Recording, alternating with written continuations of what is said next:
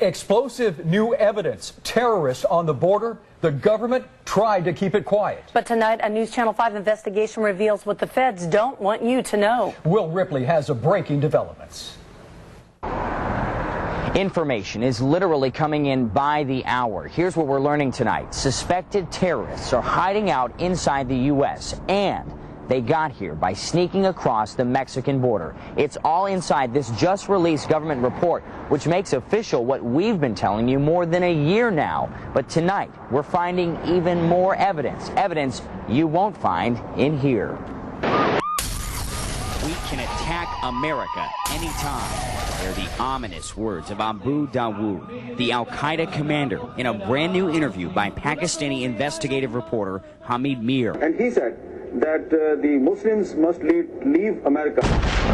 You've probably never heard of Mir, but he's interviewed some of America's most dangerous terrorist enemies. He is a very credible journalist. And this time, the al-Qaeda commander he talked to gives a grim warning. He says another attack on America is coming very soon. Abu Dawood told me that we are determined to attack America again, and that attack would be bigger than 9/11.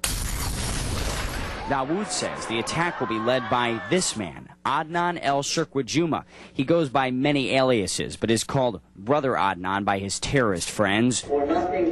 This is video from the FBI. Considered armed and dangerous, Adnan's wanted by the feds for possible terrorist threats against the U.S. And he said that Brother Adnan even have smuggled some dangerous material from Mexican border to inside the United States of America.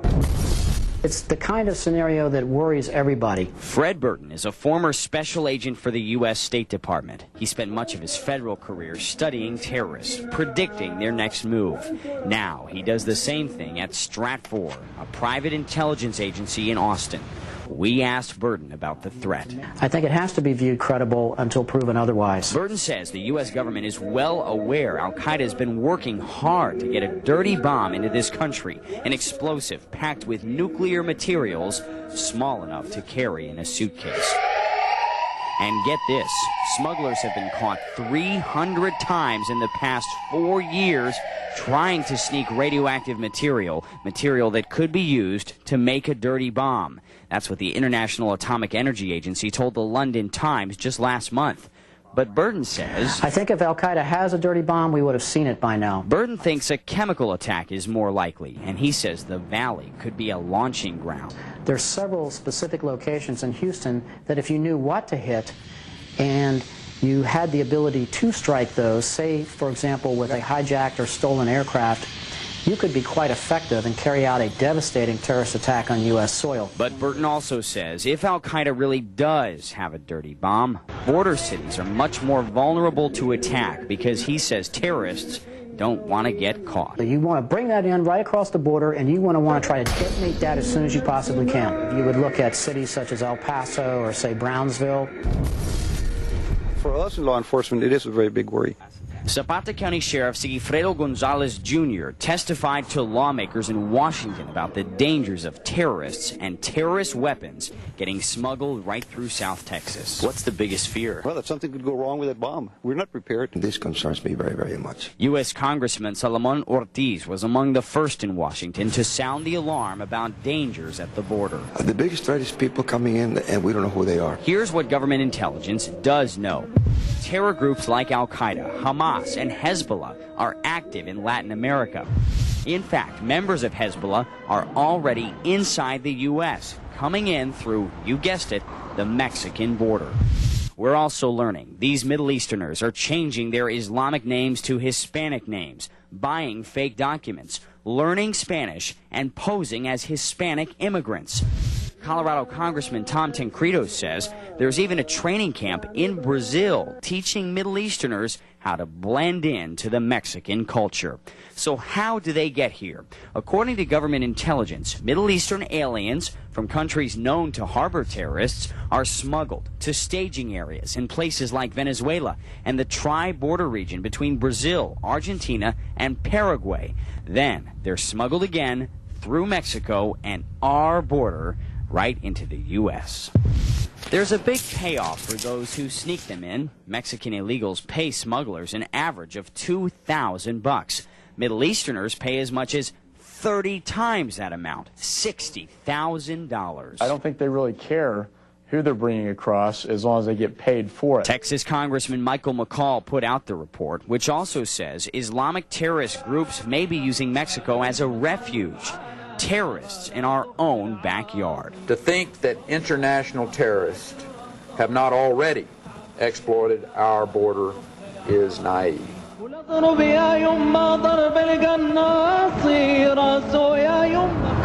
During our investigation, we found out a whole lot of people from suspicious countries are crossing right here in South Texas. Since 9/11, literally hundreds have been captured from places like Iraq, Iran, Syria, Egypt, and Pakistan. Federal law enforcement estimates just 10 to 30% of illegals who cross are actually caught, which leads many to wonder who and what is getting in. On the border tonight, Will Ripley, News Channel 5 at 10. Our investigation has also uncovered a terrorist training manual now being circulated over the internet. Look how easy it was for us to find it online. This how-to guide for terrorists, 150 pages long, has, among other things, instructions on how to evade U.S. counterintelligence, including tips on how to prevent a cell phone from being tracked by the CIA. Now, not everyone is convinced that this is a real threat, however. In fact, the very people who patrol the communities along the borders here don't even know what to look for when it comes to terrorism. News Channel 5's Lisa Cortez continues our investigation. When disaster strikes, whether it's an accident or a terrorist attack, it's the local first responders, police, sheriff's deputies, and firefighters who are on the scene. Terrorism expert Fred Burton says those same local first responders may be the ones who can stop a terror plot. It's a lot asking a local sheriff to stop a terrorist attack from taking place, though in all probability, it's been my experience that the local cops working the street are the ones that's going to find that tip, that's going to be fed into the national system, that's going to be the lead that breaks the case. But reality is, most local cops have no training, no way to know who or what they're looking for. What do the terrorists look like? I don't know. I mean, what does a weapon of mass destruction look like? What does a component to a weapon of mass destruction look like? I wouldn't know if I saw one.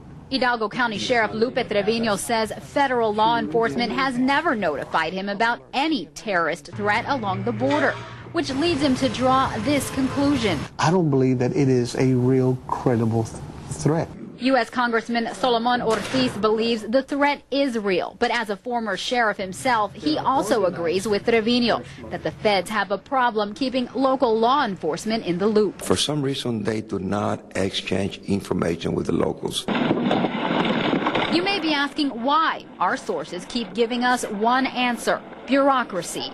Despite efforts to make the system more efficient, government agencies still have trouble sharing information with each other, let alone the locals. Even Homeland Security Secretary Michael Chertoff spoke recently about the importance of federal agencies sharing information and intelligence with local police. They should tell us, they should train us so we can be well prepared.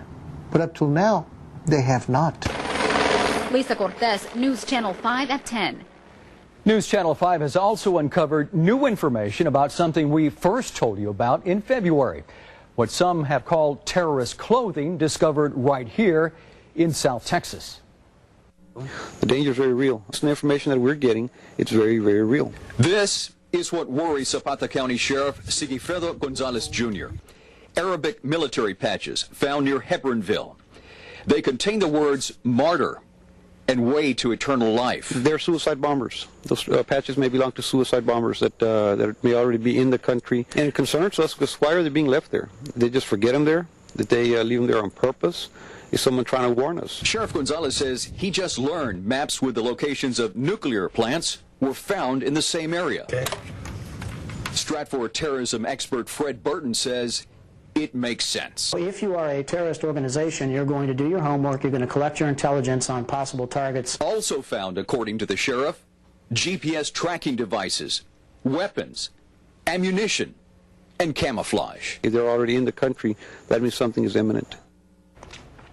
Well, securities tell us government numbers also show hundreds of illegals from terrorist countries are captured every year, many of them right here in South Texas. In fact, you can check out the numbers for yourself. Look at the dramatic increase in OTMs. That's illegals from countries other than Mexico from fiscal year 2003 to 2005. The numbers drop off this year. The Border Patrol says that's because of the new expedited removal program, which deports almost all OTMs instead of letting them walk free. News Channel 5's Midea Villarreal has a timeline of some of the recent incidents right here in the valley. October, just last month, 7 Chinese caught in the valley. No direct terrorist threat, but China is on the U.S. government's watch list of countries that could harbor terrorists. August of this year, 2 months earlier, an Afghani man arrested crossing the river just east of the Hidalgo-Reynosa Bridge. The FBI found no ties to terrorism. 2 months before that, in June, 7 Iraqis caught in Brownsville. The men already served time in Mexico for carrying fake passports. Said they were Christians seeking asylum. Then in July of 2004, a story News Channel 5 broke made national headlines. Farida Ahmed was arrested in McAllen. She flew to several countries before swimming the river, carried an altered passport and thousands in cash. The government's own numbers show more illegals from terrorist countries are caught here in the Border Patrol's McAllen sector than anywhere else in the country. And these are just the incidents made public. Since 9/11, even information like this is getting difficult for us in the media to gather so we can tell you about it. Meanwhile, experts say the border still remains vulnerable to those who would harm us. Midea Villarreal, News Channel 5 at 10. You can learn more about our News Channel 5 investigation on our website. You can even read the actual Homeland Security report for yourself. Just log on to newschannel5.tv and click on our investigation window.